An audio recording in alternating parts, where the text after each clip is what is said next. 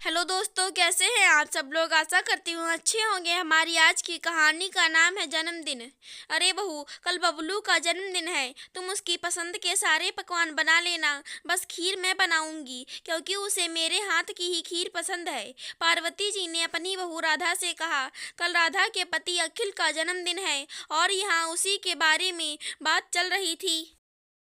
राधा, ठीक है मम्मी जी। अगले दिन राधा ने कितना कुछ बनाया पर अखिल ने सिर्फ तारीफ खीर की ही की। एक भी पकवान में अखिल ने राधा की मेहनत नहीं देखी। उसे बुरा तो लगा, पर चलो, पति का जन्मदिन अच्छे से तो मन गया। बस इतने में ही खुश थी राधा, फिर सामान्य हो गई। फिर अगले महीने ही राधा का जन्मदिन था, पर जैसा कि ज्यादातर घरों में होता है, औरतों का जन्मदिन कहाँ खास होता है। पर राधा को लग रहा था और कोई ना सही, अखिल जरूर उसके लिए कुछ खास करेगा।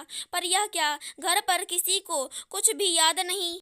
सुबह माँ ने फोन पर बधाई दे दी। बस उसी में खुश राधा अपना सारा दुख भूल काम में लग गई। अभी नई नई ही तो आई हूँ इस घर में, कहाँ सबको मेरा जन्मदिन याद रहेगा। धीरे धीरे मैं भी इस घर की अपनी हो जाऊंगी। यही सोचकर राधा रोजमर्रा के काम में व्यस्त हो जाती है। शाम को अखिल हाथ में एक गिफ्ट लेकर घर आता है।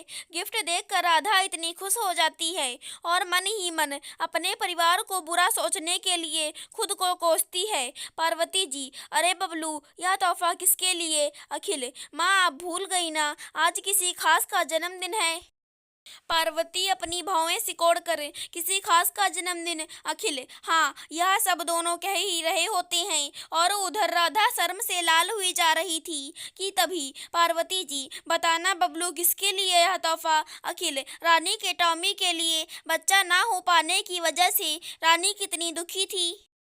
अगर आज उसकी जिंदगी में टॉमी ना आता तो आज भी मेरी बहन दुखी ही रहती। आज ही के दिन तो वह टॉमी को घर लाई थी, इसलिए उसने फोन पर हम सबको बुलाया है। आपका फोन नहीं लगा, वरना वह आपको ही पहले कॉल करती। मुझे तो याद था, पर सुबह की हड़बड़ी में मैं आपको बताना भूल गया। पार्वती जी, हे भगवान, कितनी भुलक्कड़ हूँ मैं। मुझे तो अब रानी से नजरें मिलाने में भी शर्म आएगी। कैसे मैं टॉमी का जन्मदिन भूल गई। इधर राधा तो ऐसे खड़ी थी मानो काटो तो खून नहीं। वह अपने आंसुओं को जग जाहिर नहीं होने देना चाहती थी, पर वह अपने आंसू रोक ही नहीं पा रही थी। इसलिए वह अपने कमरे में जाकर फूट फूट कर रोने लगी और सोचने लगी, एक कुत्ते की किस्मत तो मुझसे अच्छी है। कम से कम उसे याद करने वालों की कमी तो नहीं है, और एक मैं हूँ। जबकि सबको पता है कि अखिल के जन्मदिन के एक महीने बाद ही मेरा जन्मदिन भी आता है। जब राधा यही सब सोच सोच कर अपने कमरे में रो रही थी, तब अखिल अंदर आकर उससे कहता है, चलो तैयार हो जाओ, हमें रानी के घर चलना है। इतना सुनते ही राधा तुरंत उठकर पागलों की तरह कभी अलमारी तो कभी दराजे कुछ ढूंढना शुरू कर देती है। अखिल, क्या तलाश कर रही हो इतनी बेचैन होकर। राधा, अपनी खुशियों को तलाश रही हूँ जो इस घर में आने के बाद गुम हो गई हैं। मैं ही बेवकूफ़ हूँ जो अपनी खुशियाँ दूसरों से उम्मीद कर रही थी। अब मैं अपनी खुशियों का जिम्मा अपने ऊपर लेती हूँ। अखिल, यह सब क्या कर रही हो तुम। राधा, कुछ नहीं जी, आज मेरा जन्मदिन है। आप लोग तो रानी के यहाँ जा रहे हैं, तो मैं सोच रही हूँ क्यों ना अपना जन्मदिन मैं अपने परिवार के साथ ही मना लूँ। अखिल, ओह, आज तुम्हारा भी जन्मदिन है ना। अरे यार, मेरे तो दिमाग से ही निकल गया।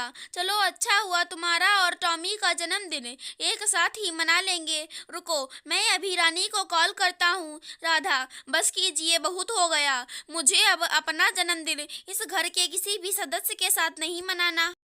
मैंने अपनी खुशियाँ तलाश ली हैं। अब हर साल अपने माता पिता के साथ ही अपना जन्मदिन मनाऊंगी, जहाँ मेरे अपने मेरे खुशियों में मौजूद हों, जहाँ अपनी खुशियाँ मुझे तलाशनी ना पड़े।